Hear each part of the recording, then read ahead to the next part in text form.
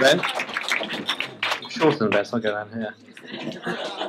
That was lovely. Thank you for that very kind introduction, Ben. Heart's beating a bit, so if there's anybody here that's feeling nervous and apprehensive and queasy and thought what lies ahead, it's you, Yazz, because you've just married Ben Rogers, so... No, I'm going to keep this... Yeah, I'm going to keep this slide. I'll put your mind at rest and only focus on Ben's good points and his unblemished past. But it is a great honour for me to be Ben's best man here, and it was nothing coming back for you, Ben. I'd do it any time. Thanks for giving me an excuse to leave my family for 2 weeks, which is wonderful. But also, I just want to pay tribute to what wonderful ceremony we were all part of. It was absolutely magical and perfect. And I said to Zena that I don't need to go to any more weddings now because it was perfect. That was it. There's nothing more that could be said or felt or experienced at a wedding like that ceremony, and that's amazing. You've touched us all, and we've all shared in that experience, and we wish you so much. So, just a round of applause for that bit of it. Thank you. And I'd also like to pay tribute to what wonderful theme this wedding is. If you look outside, this is a Wedstock, which is amazing. Did you see the tickets? Yeah. Did you actually think you were going to a musical festival when you got there? No. But no, amazing. They had to pretend we're at a music festival. And like great festivals, in about half an hour, expect about 20,000 naked hippies to be climbing over those fences, running towards us for a big rain dance. But no, it isn't, because we put soap and a rope in all the trees to repel the great unwashed. So, Ben, you better keep away from those two, just in case we're in good safety. But let me start by saying it is an honour to be Ben's best friend and best man. For those who don't know me, I'm Shaff, and Ben and I we went to school together, we went to university together, we've travelled and lived together, we've set up businesses together, set up charities, we've done money-making and money-losing ventures, made films together, and lots of other things I can't really say in a family event. Loads of things, but I've written down here, as a small disclosure fee, I'll give you the list. So 3.5 decades of material I've got, but I'll keep it short. But yeah, there's no rock on turn, Ben, unfortunately. So let me just start by just giving you a brief little history of how Ben and I met. If you haven't seen the film, the programme The In-Betweeners, Ben and I both met on the first day of secondary school. It was in our Essex secondary school, and we met because we were both social misfits, really. I was the only ethnic minority in a very white laddie Essex school, and Ben, because he came from an arty family that allowed him to celebrate his feminine side. So we naturally came together. I was an Indian amongst a land of cowboys, and I had my little Pocahontas by my side. So it was a natural little fit there. So we were actually inseparable at school, mainly for our own safety. And we soon established ourselves as the arty pair. We were the arty pair at school. We had a very avant-garde way of dressing. So if you can recall, Ben, we had Nick Kershaw hair. We wore 3 cardigans at once, a rope as a belt, and on school disco nights we'd wear leg warmers. We were the Tuck Shop boys, and we thought we were very, very cool. But they banned what they call the layered look then, and we were saved from ourselves. But Ben at school was actually the brightest pupil in our Essex school, and I would argue that I was the second brightest. We could both write our own names, and in joined-up writing. We did very well at Essex. But no, Ben academically really excelled at school, really excelled. He was very popular, he impressed all his teachers, and he even became deputy head boy, or was it deputy head girl? I can't remember. But definitely he had a few feathers in his cap and a few arrows in his bow. Didn't you, my little squaw? But Ben taught me a lot of things in life growing up, and as I was a child, one of the key messages, one of the key things he taught me was how to become middle class. So, very important lesson then. So, coming from a very poor immigrant family, I remember my very first visit to the Rogers' household to visit Henrietta and Ian over there. It was a home, unlike mine, it was a home full of colour and classical music and art, and I was totally, wow. But unfortunately, Ian and Henrietta, I didn't understand anything you said. Like, zero, nothing at all. So you'd say things like, shall we toast out on the Arga? Or, care for another profiterole? And I just looked at Ben and go, what's going on? The mouths are moving, but it's not. So, but he translated, and it was fine. And I was always really thrilled to be there because it was around such kind, warm, loving people that are also very trendy as well. So, brilliant. So now I think I've joined the establishment and been a bit middle class. That's right. Yeah. Just about. Yeah. So the other thing about, just a quick thing about school was the difference between Ben and I is Ben has always been quite cautious and very considerate. Well, I've always been quite impulsive and very accident-prone. That's me.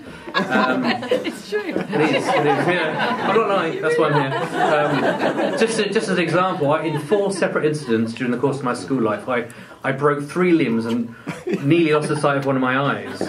But Ben was always there to care and protect me. And at school, he'd carry my bag and open the doors, and he'd always be by my side. Suspiciously, Ben was there for 3 of the accidents. But back then, little was known about Munchausen syndrome by proxy, and so I continued to bask in his love and his attention. Sorry, not really politically correct. So we both went to college together. We both went to Bristol together. The poly, not the uni. I wasn't clever enough, Ben was, so he followed me there. And we decided to cultivate our separate identities there.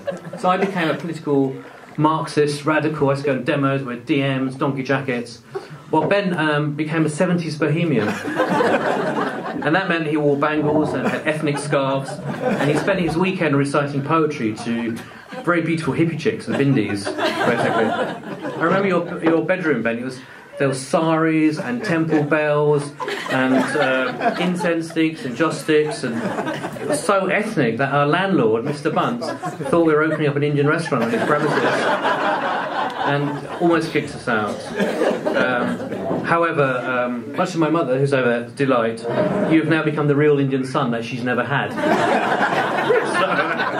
And you have a special heart in her place. Thank you for that. She's there over there. She's wearing a lovely sari that she borrowed from Ben. You see the drawing pin marks are still there. So, thank you. So since we left college, Ben has been a real high achiever at everything he does. I'll cut right to the present now. So he 2 first-class degrees, cutting-edge jobs in advertising and environmental campaigning, film production company, a charity trustee, an award-winning scriptwriter, an internet startup, a spokesperson for the sharing economy. Amazing. In fact, he has followed the same success trajectory as David Icke. So I'm a bit nervous how this might end up for you, Ben. But if you spot him recanting about being the Lizard King or Messiah or something, then we need to kind of scale back a bit and stop. But you've had a wonderful, successful life, and through your hard work and graft. I also think, ladies and for those who know Ben, you probably know that he's very, very good at money. Excellent at money. He's provided well for his family. He's always worked hard, had loads of jobs at once. In fact, I'm not that good at money. I remember you telling me once, to double your money, Shaff, just fold it in half and put it in your back pocket. You see it, you can always feel it. But and also London property as well. Ben has been amazing. He's been like a monopoly champion at property. He's flipped council houses into apartments and bought buy-to-lets and houses and turned those houses into palaces. You've done more extensions than Tony and Guy.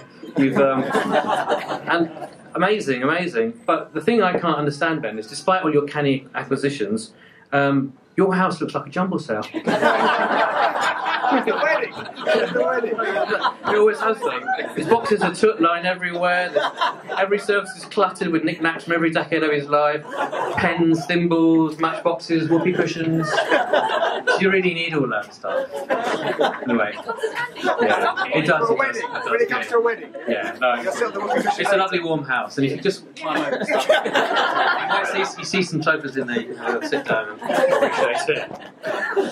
It's hard to believe that Ben actually runs a storage company that's trying to promote minimal lifestyles. So, I love your space. But Ben was also father to 2 wonderful children. I'm still trying to get in touch with you through the adoption register, Ben, so at some point you need to face up to your past and return their calls. No, seriously, Ben has two wonderful children, Leo and lovely Lola, and I think you'll agree that they're the most charming and considerate children you'll ever meet. They're beautiful and lovely and inspiring. And Ben, you've also been an inspiration to me as a newish dad. I have two daughters, Hannah, I think about Hannah, Hannah and Alia, who are on the other side of the world enjoying a break from me at the moment. And Ben, you've taught me a lot about fatherhood. You taught me about how to enjoy the role and how to do it effortlessly. Well, I don't do it effortlessly, you do it, and I followed you in that. So thank you for that. All the mysteries of fatherhood you've unravelled to me, except bath time, which is just soaking wet time, basically. My daughter Alia, who's 3 years old, is very reserved and quiet, and she takes a long while to bond with people. But Ben, you're the only adult ever to connect with her in such a short period of time, including me. But, you know, that's how wonderful Ben is with children generally. And my family, from wherever they are now, Borneo, send you their love, by the way. And once I track them down, I'll find out where they ran away. But they're there. Just before I almost close, just the thing to say about Ben is, as we all know, Ben is an enormously warm-hearted, he's a natural people person. I think you'll all agree he's a very people-orientated person. He has a gift of being able to put people at ease straight away. And men and women kind of melt in this kind of tactile charm. You do that really well, Ben. Which makes me feel very awkward. I always feel like Mark Darcy or something when I stand next to Ben. Because when we greet people together, Ben will always just dive in there with 3 kisses on each cheek. Or you'll compliment the shoes, oh, that's a nice hairstyle. Or a little squeeze of the arm. You've got to squeeze the arms, yeah. Lingering hug. And if you're really lucky, a little knee rub. And that's his knee rubbing you. Well, I stand there awkwardly looking at my feet like doing the Mark Darcy shuffle, going, yeah. So thanks, you know, that warmth has been amazing. But I just want to say, but the person I hope, and I know that Ben has impressed the most over the years, is his new wife, Yazz. The most wonderful, the most stunning, the fiercely intelligent, the witty and charismatic Yasmin. And how lucky are you, Ben?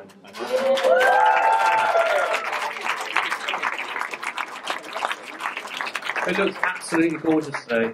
Absolutely gorgeous.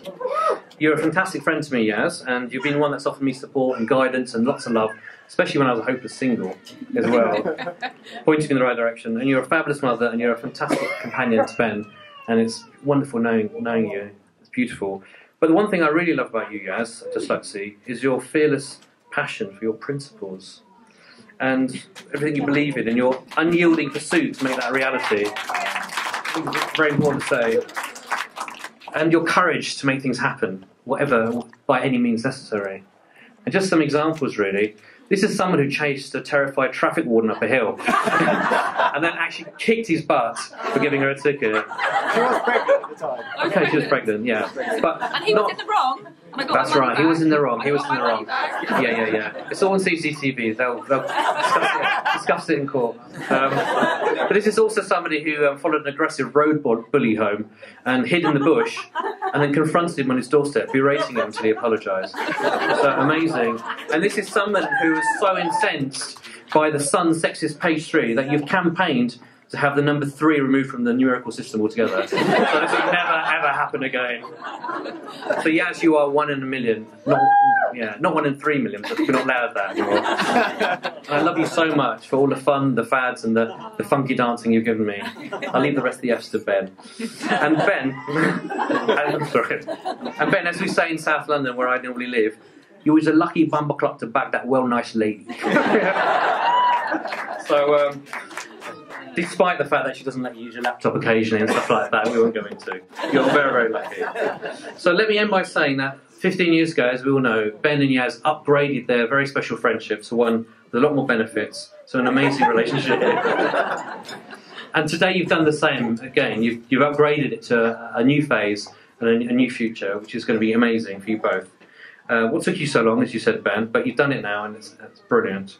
And I know all of you here will agree that their profound public declaration of love for each other today was sublime, awe-inspiring, magical, and felt true, absolutely true and genuine. It was wonderful to be part of that. And no words can express how happy I am for you both as your friend. And all of us here, we love you so, so, so much. We wish you a perfect marriage, full of fun and love always. And that's from the bottom of my heart and the heart of my bottom. And, so, ladies and gentlemen, boys and girls, can I ask you to be upstanding for a second? Let's do it. Can we do it? Can we stand? Oh, I'm going to stand up. I can't be sitting down. Yay, so So please could you raise a toast to the most fabulous, the most fantastic, and the most fearless couple that ever got married, to Ben and Yazz.